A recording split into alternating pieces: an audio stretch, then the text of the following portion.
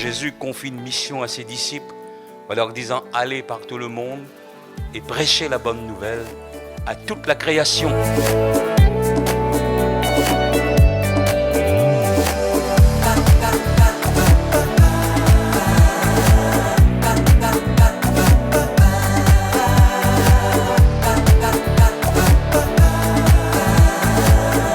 Nous devenons une source de bénédiction pour amener ceux qui ne connaissent point Dieu au salut.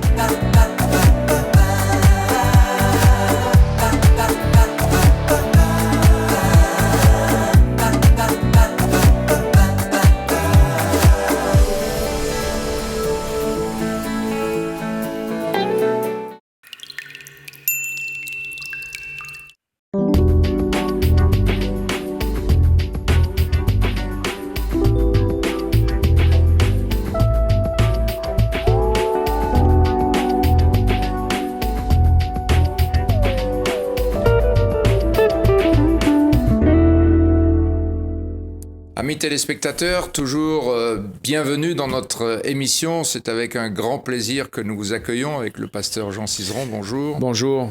Et nous allons encore parler de Jésus, toujours de Jésus, on s'en lasse pas parce que c'est une source inépuisable de véritable satisfaction. Et nous allons voir quelques gestes significatifs de Jésus suite à sa résurrection. Nous avions parlé précédemment de la résurrection de Jésus et nous aimerions, au travers de ces quelques pensées que nous révèle l'Évangile, voir quelques gestes significatifs que Jésus a pratiqués. D'abord, lorsque Jésus est ressuscité et qu'il a rencontré à plusieurs reprises ses disciples, il leur a montré ses mains, il leur a montré son côté. Il y a là un geste très, très précis.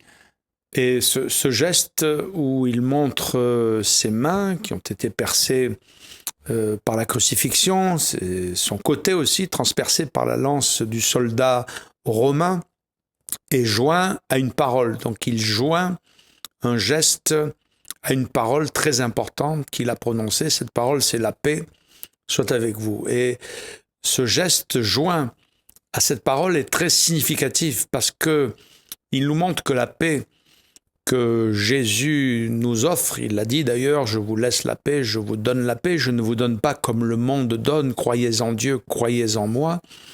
Cette paix donc qu'il nous offre, elle découle de son sacrifice, elle découvre de l'œuvre qu'il a accomplie à la croix. Et le prophète Ésaïe disait concernant ce sacrifice qui est comme un châtiment qui est tombé sur Jésus, il disait dans son chapitre 53e, le châtiment qui est tombé sur lui, c'est le châtiment qui nous offre, qui nous donne la paix. Donc la paix dans l'âme, dans le cœur, recherchée, qui va se manifester aussi par une paix relationnelle, ça va changer notre comportement, cette paix de Jésus qui contribue à l'épanouissement et notre bonheur. Jésus en a payé le prix fort, le prix de sa vie, son sacrifice, geste qu'il démontre au travers de ses mains et de son côté percé. On peut dire aussi que ce geste, il l'a fait aussi en faveur de ce disciple qui s'appelait Thomas, qui souvent nous l'appelons l'incrédule, mais bon, on n'est pas là pour expliquer le comment du pourquoi, et on peut se mettre un peu à sa place puisqu'il avait vu Jésus mourir.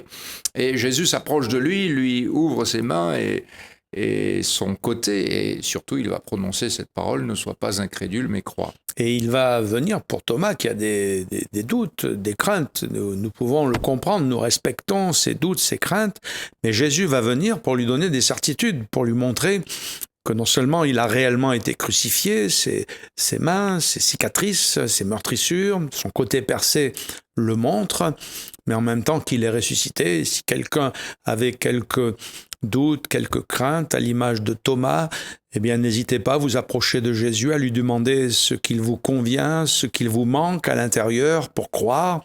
Et Jésus, qui est le chef et le consommateur de la foi, ne manquera pas de vous aider. La Bible dit qu'il suscite la foi, il est en mesure de la mener à la perfection.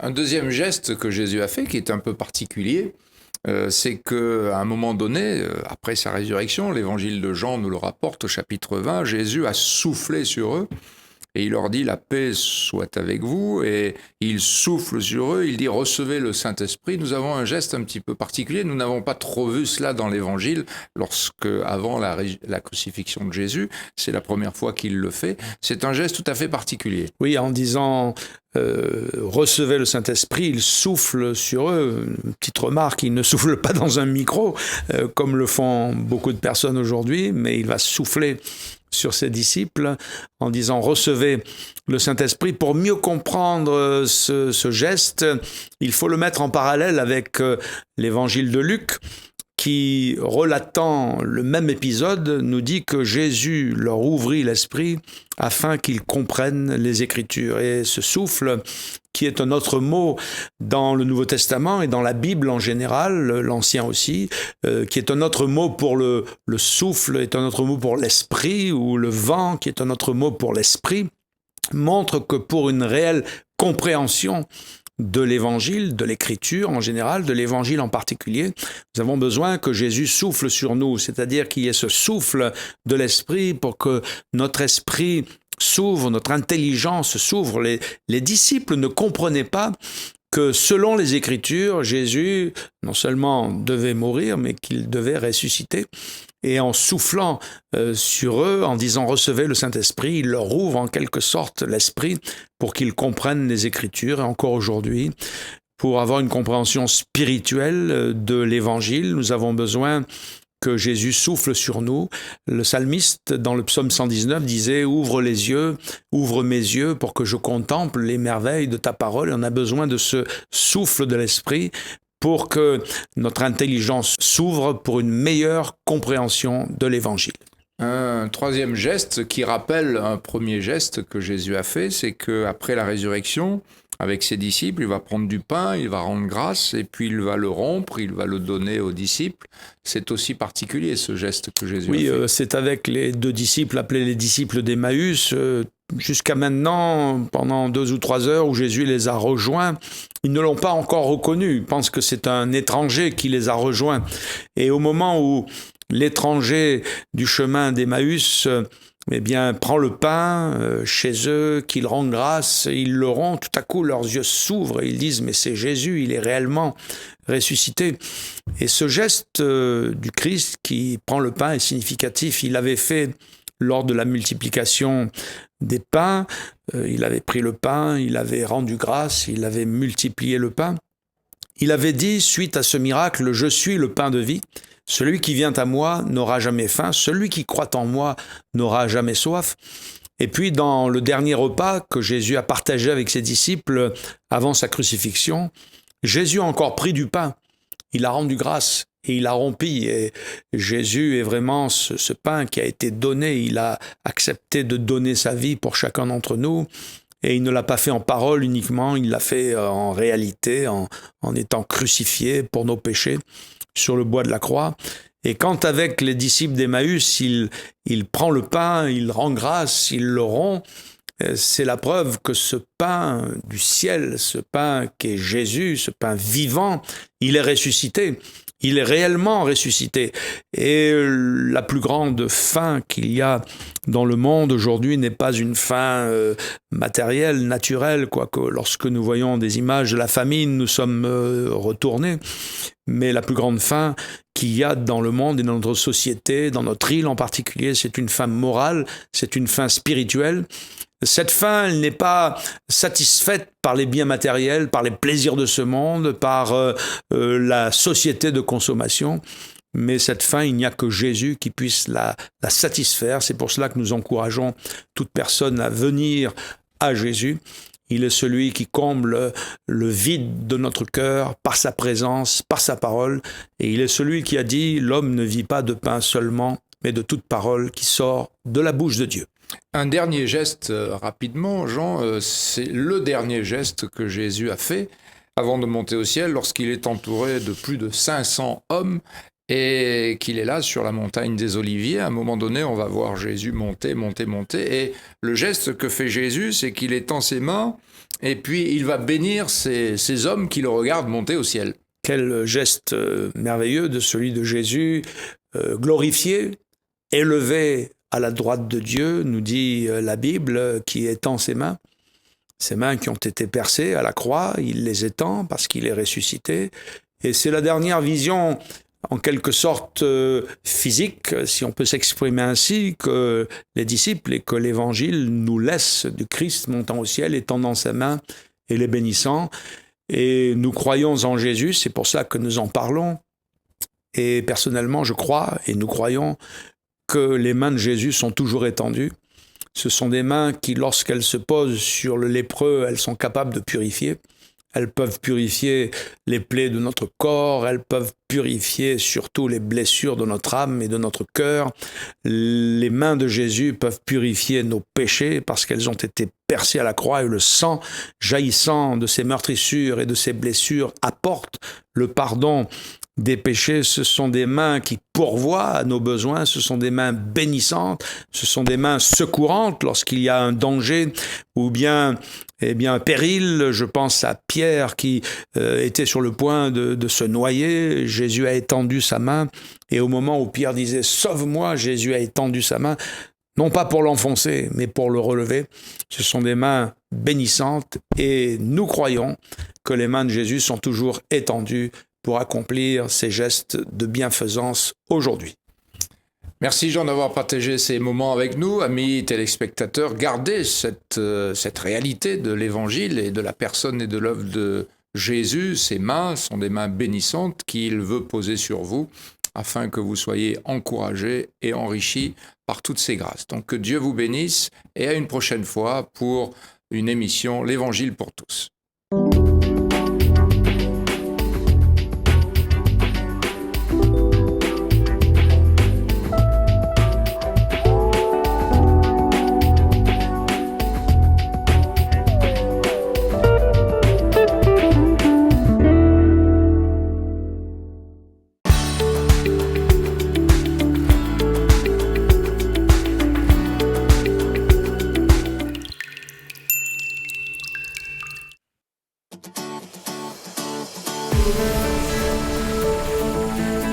Jésus confie une mission à ses disciples en leur disant « Allez par tout le monde et prêchez la bonne nouvelle à toute la création. »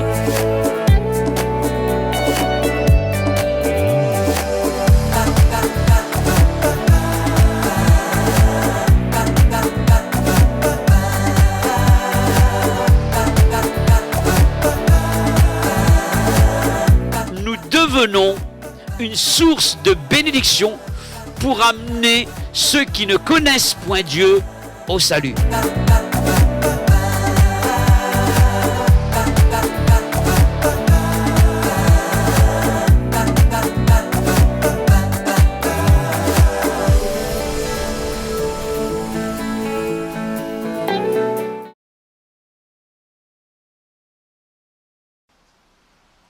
Si la mer se déchaîne, si le vent souffle fort, si ta barque t'entraîne, n'aie pas peur de la mort. Si tu crois que ton maître ne voit pas le danger, crois en lui, car il veille, il est le bon berger.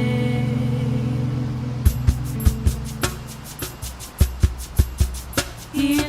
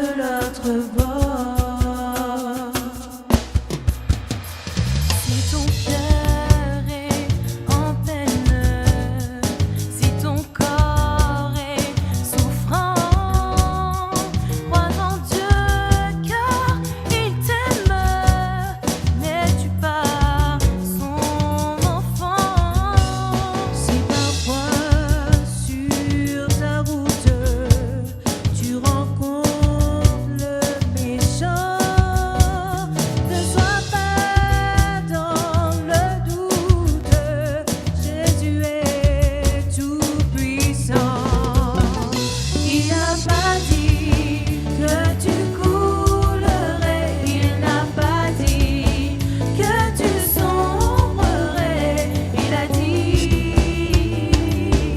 je te délivrerai.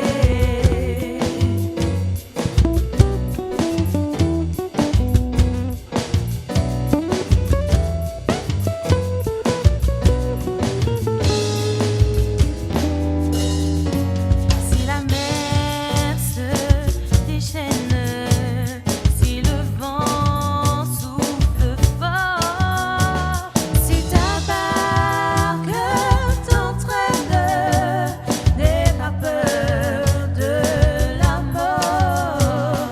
Si tu crois que ton maître ne voit pas le danger, crois en lui, car il veille, il est le bon berger. Il n'a pas dit que tu coulerais, il n'a pas dit que tu sombrerais, il a dit allons de l'autre bord.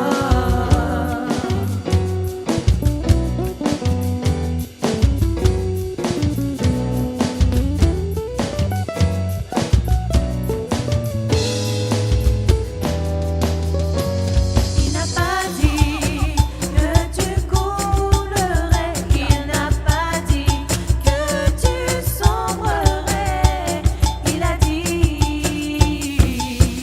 allons de l'autre bord.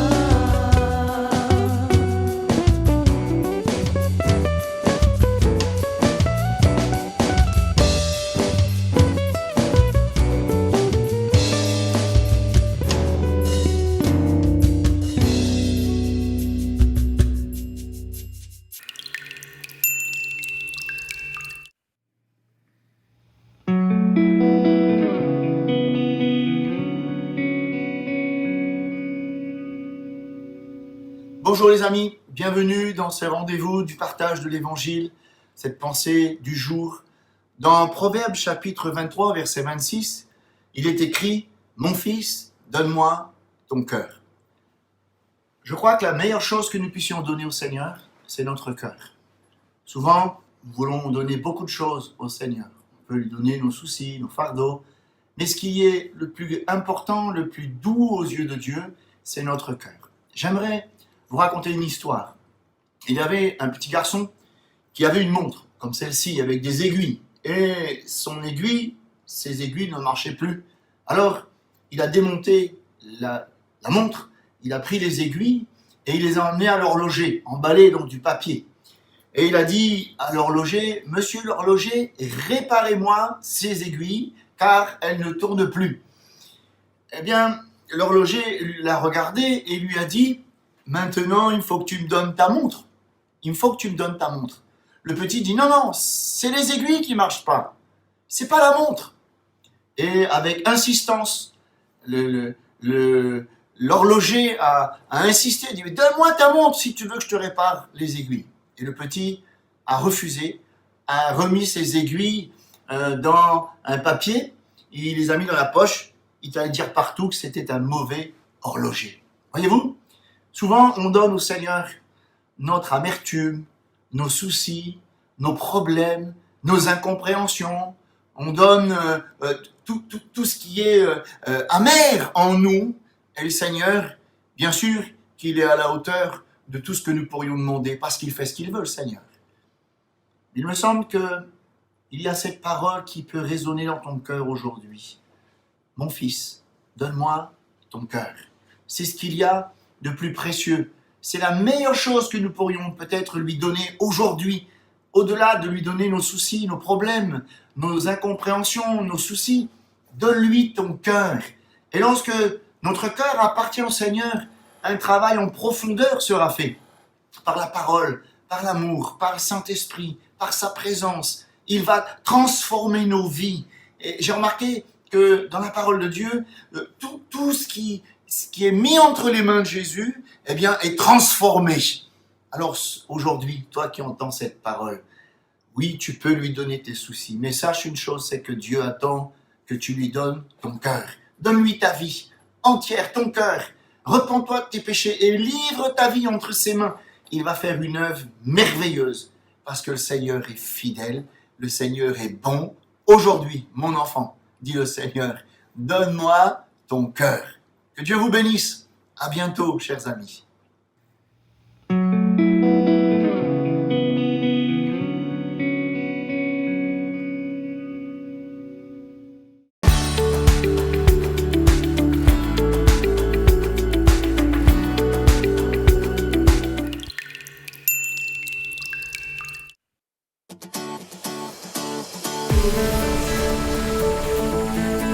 Jésus confie une mission à ses disciples en leur disant « Allez par tout le monde et prêchez la bonne nouvelle à toute la création. »